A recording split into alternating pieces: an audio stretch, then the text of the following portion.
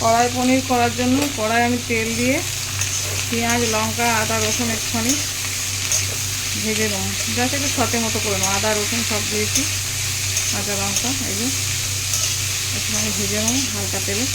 আর পনিরগুলো এখন এরকম করে কেটে নিয়েছি, এগুলো সব ভাজবো, ভেজে নুন জলে ভিজাবো, তাহলে পনির সফট হবে। তারপর একটা ভাজা মশলা করে নিয়েছি, ধনে জিরে শুকনো লঙ্কা দিয়ে একটা মশলা গুঁড়ো করে নিয়েছি, এটা আমি আগেই করেছি, ওটা দেখাচ্ছি না।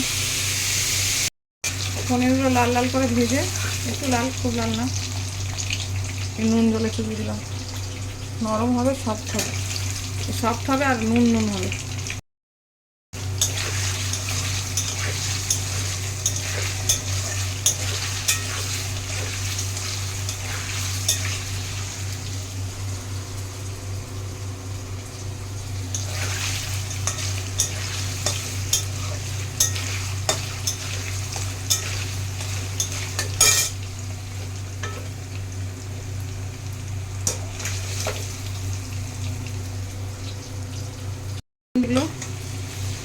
পেঁয়াজটা আর ক্যাপসিকামটা ভেজে নিয়েছি,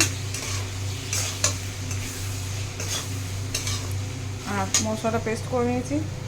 আর এই যে কাশ্মীরি লঙ্কা দেবো, আর একটু ঝাল লঙ্কা দেবো, আর এই যে কড়াই মশলাটা গুঁড়ো করে নিয়েছি দিয়ে দিচ্ছি।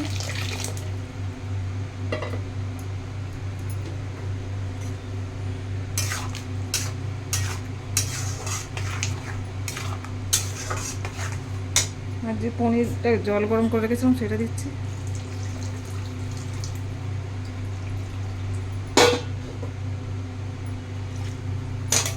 এবার হলুদ লঙ্কা দিয়ে ফিরে আসছি, পনিরগুলো আস্তে আস্তে দিয়ে দিচ্ছি,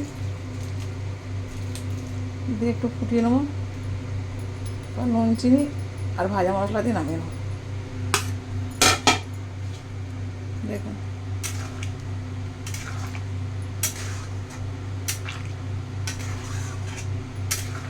একটু ফুটুক, পরে ফিরে আসছি।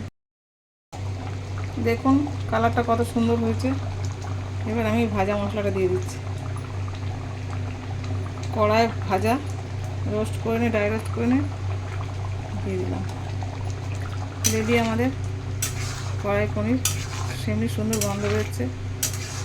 ও তাহলে টাটা।